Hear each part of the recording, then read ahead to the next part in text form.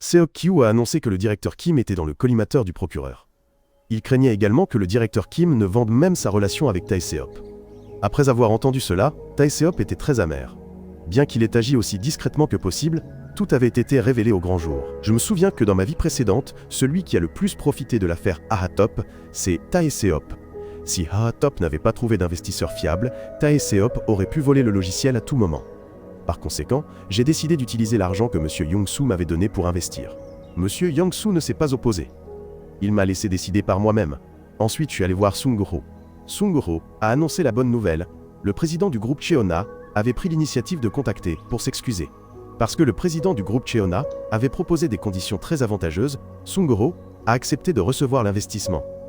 J'avais réglé le problème du directeur Kim, mais je n'avais pas pu changer son destin. J'ai demandé pourquoi Sang-ho me faisait autant confiance. Il y avait 3 raisons pour lesquelles Sung-ho me faisait une confiance aveugle. Premièrement, je l'avais prévenu à propos du directeur Kim. Et les résultats ont été exactement comme je l'avais dit, le directeur Kim utilisait effectivement des stratagèmes pour tromper Sung-ho. Deuxièmement, l'idée de Ha-ha-top était en réalité celle de Min-soo. Min-soo voulait créer un monde qui connecterait tout le monde par le biais de données. Mais Min-soo n'a pas permis à Sung-ho de me parler. La troisième raison est qu'avant que Sung-ho ne rencontre le directeur Kim, il a reçu un message. L'expéditeur lui a également dit de « être prudent ». Mais lorsqu'il a rappelé, la personne a dit qu'elle ne lui avait jamais envoyé de message. Au même moment, le directeur Kim s'est précipité chez Tae-seop. À peine arrivé, il s'est agenouillé et a supplié Tae-seop de lui pardonner d'avoir tout gâché. Mais l'attitude de Tae-seop était très claire. Une fois qu'une pièce est devenue inutile, elle doit être retirée immédiatement. Ensuite, Tae-seop a ordonné à ses subordonnés de s'occuper du directeur Kim. Sung-ho venait de rentrer du shopping, a allumé la télévision, et le journal annonçait que le directeur Kim S était suicidé en sautant d'un immeuble. J'ai tout de suite su que Tae-seop était impliqué. Après la mort du directeur Kim, cette affaire ne pouvait plus être poursuivie. Le lendemain, Ji était toujours très curieux de savoir qui avait envoyé le message à Sung-ho.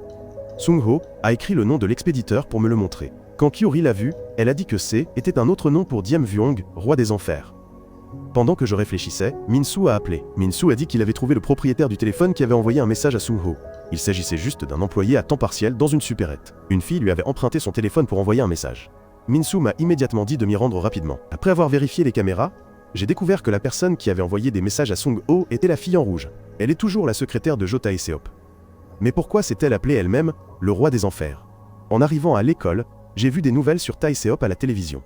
Tae-seop a été félicité par le public pour avoir sauvé GM Cars de la vente à des étrangers, évitant ainsi le licenciement de la majorité des ouvriers. Mais moi seul savais qu'à sa vie précédente, Tae-seop avait vendu GM Cars parce qu'il n'avait pas réussi à acquérir le projet Ha-ha-top. Alors cette fois, il a changé d'avis pour plaire au public. J'allais partir quand j'ai entendu parler d'une nouvelle affaire. Un homme a été arrêté pour meurtre. Il s'est agenouillé en pleurant et en clamant son innocence. Mais personne ne l'a cru. Après qu'il ait été emmené, son fils est arrivé en courant. Le garçon a essayé de disculper son père, mais a été retenu par la police. Regardant son père être escorté dans la voiture, le garçon a pleuré d'impuissance, mais ne pouvait rien faire. C'est à ce moment-là que je suis apparu et j'ai demandé si tu étais Park Sang-man. J'ai dit que j'aiderais son père à prouver son innocence. Ensuite, j'ai emmené Sang-man à telle école. En classe, Sang-man a été moqué par ses camarades parce que son père était un meurtrier. Mais il a essayé de supporter, car j'avais promis de disculper son père dès que possible. Bien que cela soit difficile à croire, Sang-man n'avait pas d'autre choix. Il ne pouvait que faire de son mieux pour endurer et attendre. Attendre que je disculpe son père. Dans le même temps, je suis allé voir Il-yoon. Je lui ai donné les preuves de l'affaire et lui ai montré comment trouver le véritable coupable. Ensuite, j'ai attendu qu'Il-yoon traite l'affaire pour moi, car il voulait être promu. Il a immédiatement invité la veuve de la victime à un interrogatoire. Il-yoon l'a interrogé pendant longtemps, mais la veuve a refusé de révéler toute information. Il-yoon a alors demandé à ses subordonnés d'amener un homme. Il s'est avéré que la femme était infidèle. Elle avait peur que son mari le découvre, alors elle l'a tué. Son mari devait beaucoup d'argent au père de Sang-man, mais avait refusé de le payer. Pendant que le père de Sang-man et son mari se disputaient, elle a vu que le père de Sang-man n'osait que menacer son mari avec un couteau, sans oser faire quoi que ce soit. Quand son mari dormait, elle a utilisé ce couteau pour le tuer. Ainsi, le père de Sang-man a été injustement accusé. Je me tenais devant le poste de police, j'ai vu la famille de Sang-man réunie et je me suis senti heureux aussi.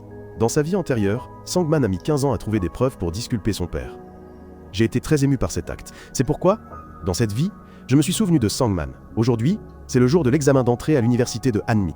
Alors que Hanmi se préparait à entrer dans la salle d'examen, elle m'a vu l'encourager. Cela l'a beaucoup surprise. Voyant Hanmi anxieuse, j'ai sorti un objet et j'ai dit que Tri était un porte-bonheur. C'est le stylo que j'ai utilisé lors de mon examen d'entrée à l'université l'année dernière. Hanmi a joyeusement accepté le stylo. Avant de partir, j'ai également glissé un cadeau dans la main de Hanmi. J'ai également pris sa main, la faisant rester figée pendant quelques secondes. Puis elle a joyeusement crié pour s'encourager. C'est aussi le jour de l'examen d'entrée à l'université de Sang-man. Les deux font des efforts pour leur avenir. Après que Han-mi ait terminé son examen, je suis allé voir ses résultats. Quand Han-mi a vu ses résultats, elle a couru partout de joie. Au même moment, Sang-man était également heureux d'avoir obtenu les résultats souhaités. Cela faisait longtemps que Han-mi n'avait pas été aussi heureuse, jusqu'à ce qu'elle reçoive un appel de son père. La première chose que son père a dite N n'était pas une félicitation, mais il voulait qu'elle choisisse l'université V qu'il avait organisée. Si Han-mi N n'était pas d'accord, il l'enverrait étudier à Tal, étranger. Bien qu'elle soit très triste, elle ne pouvait rien faire. Ensuite, Han-mi m'a invité à boire.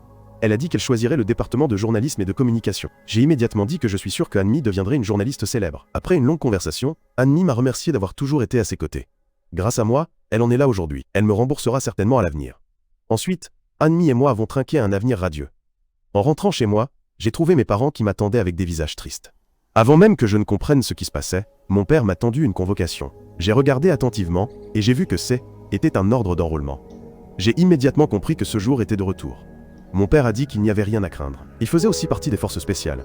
Quand ma mère a vu mon père mentir sans ciller, elle a immédiatement dit qu'il exagérait. Il était qu'un soutien logistique des forces spéciales. J'ai ri parce que mon père était vraiment cool. Quand Min-soo a appris que je devais m'enrôler dans 2 jours, il m'a reproché de ne pas lui avoir dit plus tôt. Min-soo était très contrarié par cela.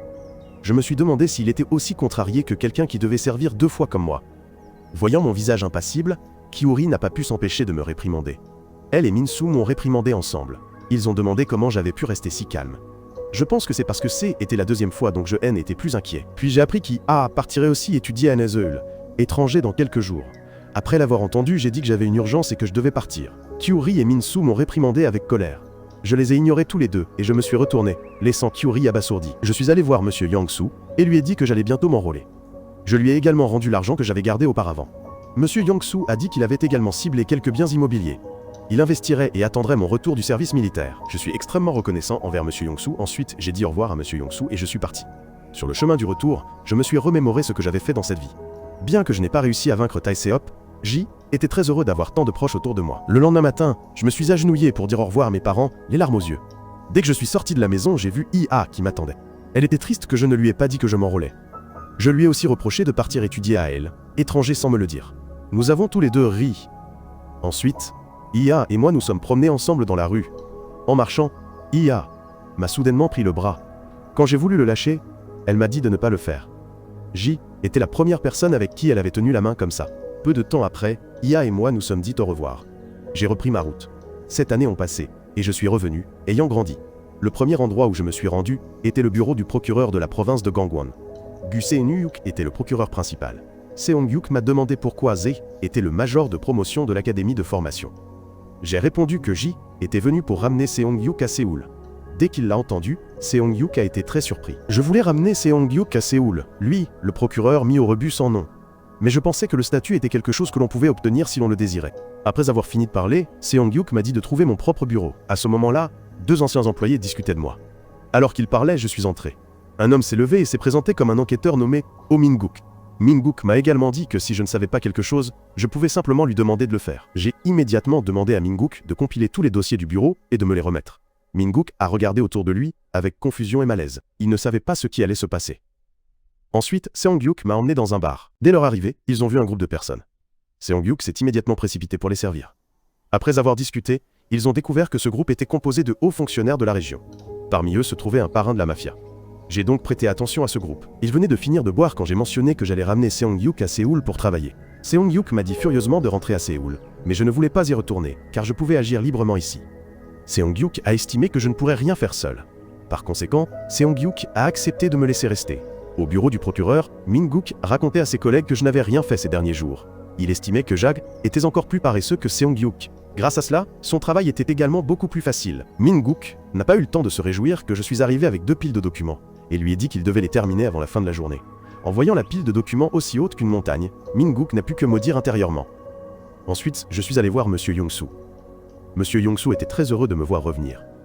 Dès que je me suis assis, j'ai interrogé Monsieur Yang-soo sur Sang-man. Il s'est avéré qu'avant mon enrôlement, j'avais confié Sang-man à Monsieur Yang-soo pour qu'il le forme. Maintenant que je suis de retour, je veux emmener Sang-man travailler avec moi.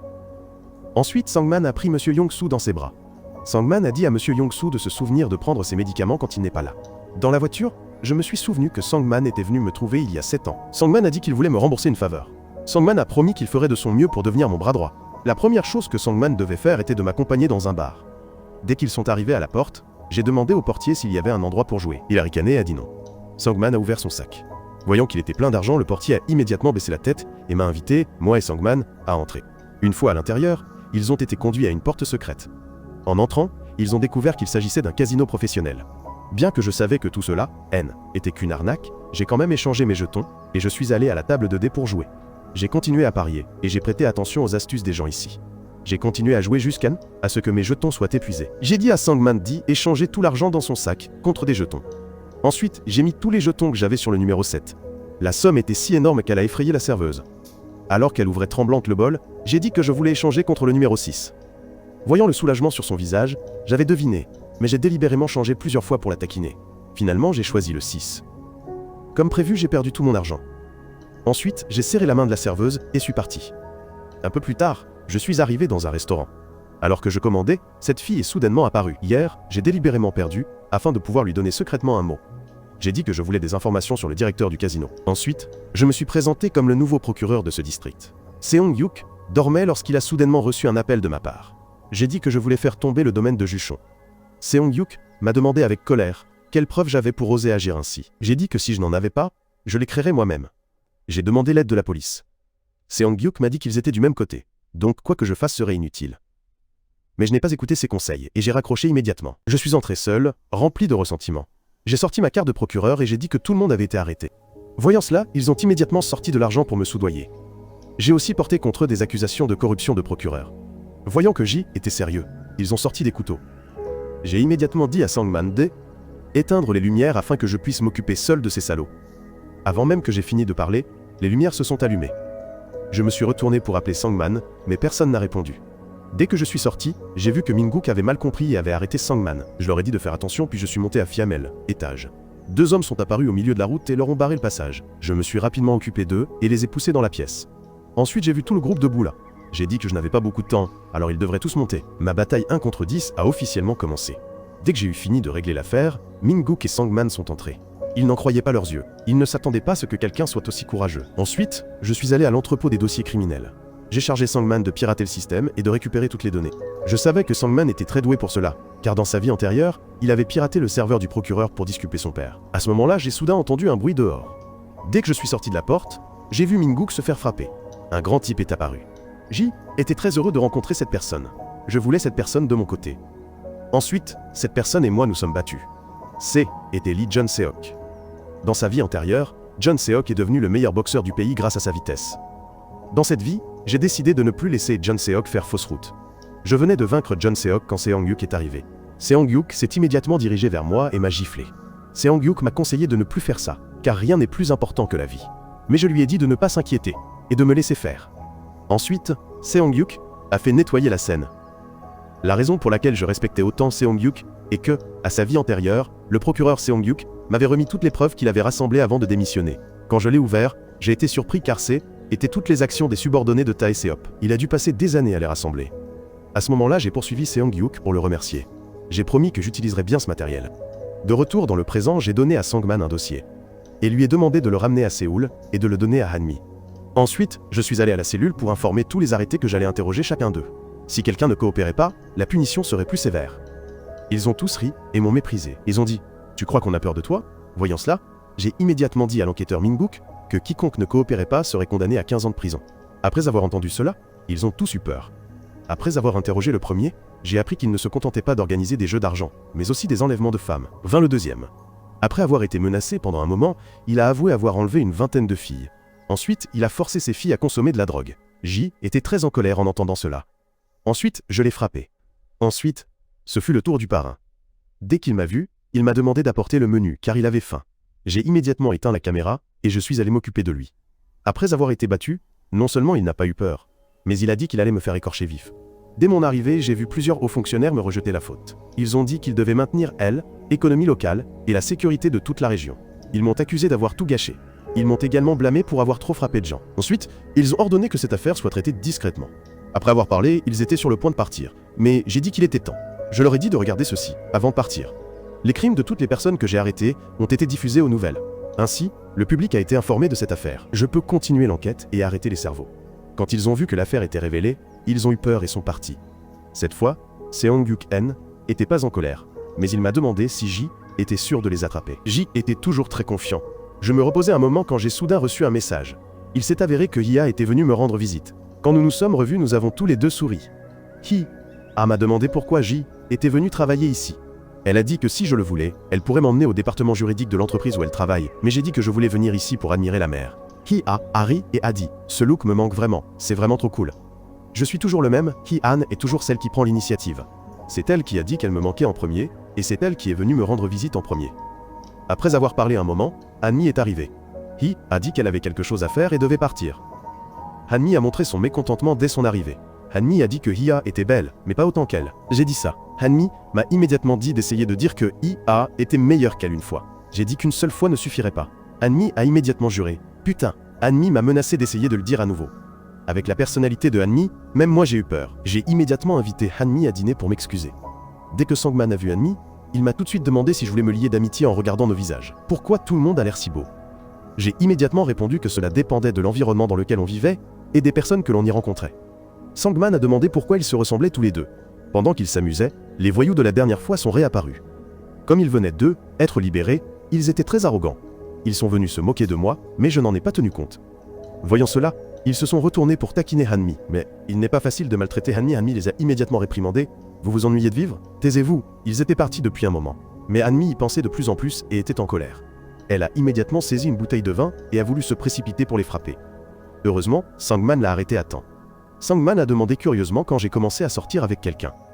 Un jour, 2 filles sont venues me voir. Qui sait laquelle était ma vraie petite amie? Voyant que je ne répondais pas, Sangman a immédiatement dit que s'il était moi, il préférerait Hia. Mais Hanmi était aussi très cool. J'ai dit, Sangman travaille vraiment peu ces derniers temps. Demain je lui donnerai plus de travail. Ensuite j'ai dit à Sangman de éteindre la lumière et d'aller se coucher. Le lendemain matin, Sangman a reçu pour mission de s'infiltrer au quai pour enquêter sur un trafic de drogue. Au bureau du procureur, Mingook a travaillé d'arrache-pied jour et nuit. Alors que Mingook s'apprêtait à se reposer, je suis apparu avec une boîte. Un peu plus tard, j'ai poussé la boîte vers Mingook. Je lui ai dit qu'il devait finir avant de quitter le bureau. Mingook m'a demandé si je voulais dire qu'il devait finir avant d'aller au travail le lendemain. J'ai ri. Seul Mingook me comprenait vraiment. À ce moment-là, Seong-hyuk, me faisant confiance, m'a invité à boire. Seong-hyuk m'a donné le dossier des crimes des responsables locaux et a dit que était mon billet pour le ramener à Séoul. Ainsi, les deux ont officiellement fait équipe. Le lendemain matin, Sangman a appris une nouvelle extrêmement importante. Une importante transaction de drogue aura lieu au quai le lendemain soir. Ensuite, Sangman et moi sommes allés à Séoul. Je suis venu livrer le dossier de l'affaire à Seok-kyu et j'ai dit que je voulais enquêter sur cette affaire sous sa direction. Était mon billet pour ramener Seong-hyuk à Séoul. Dès que j'ai quitté la pièce, j'ai revu Min-soo.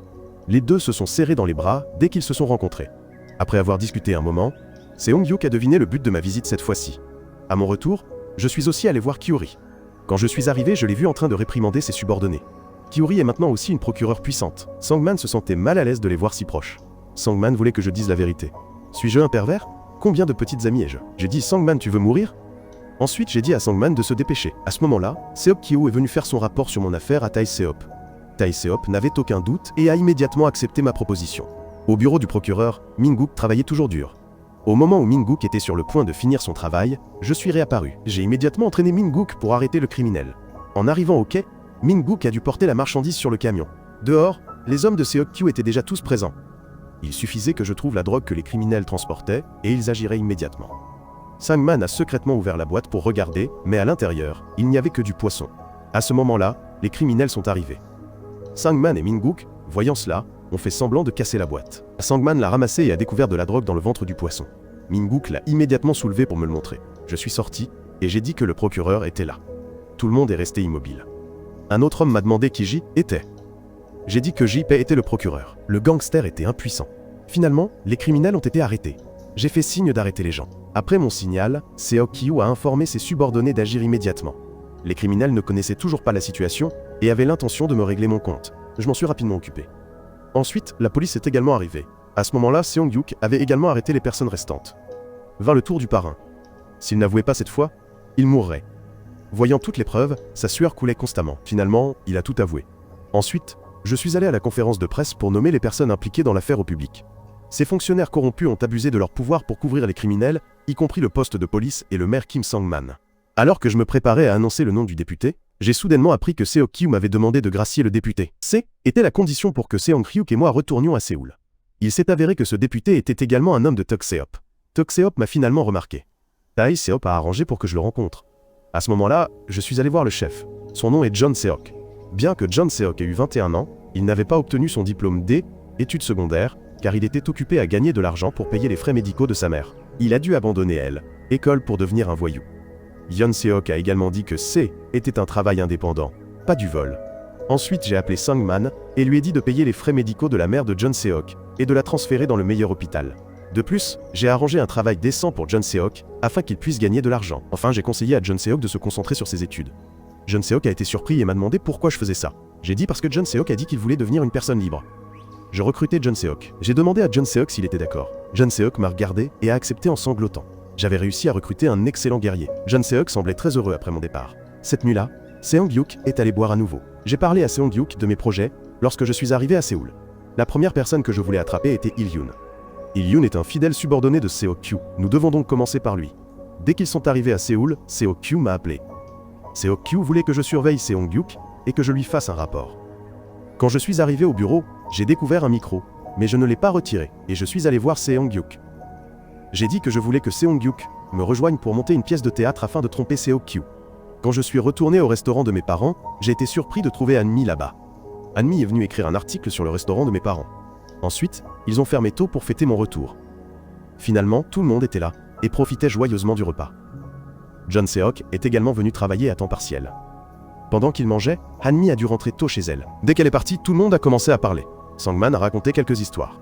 Monsieur Yong-soo m'a aussi félicité pour mes compétences en matière d'éducation des enfants. Non seulement j'ai élevé Sangman et John Seok, mais j'ai aussi pu prendre soin d'elle. J était gêné.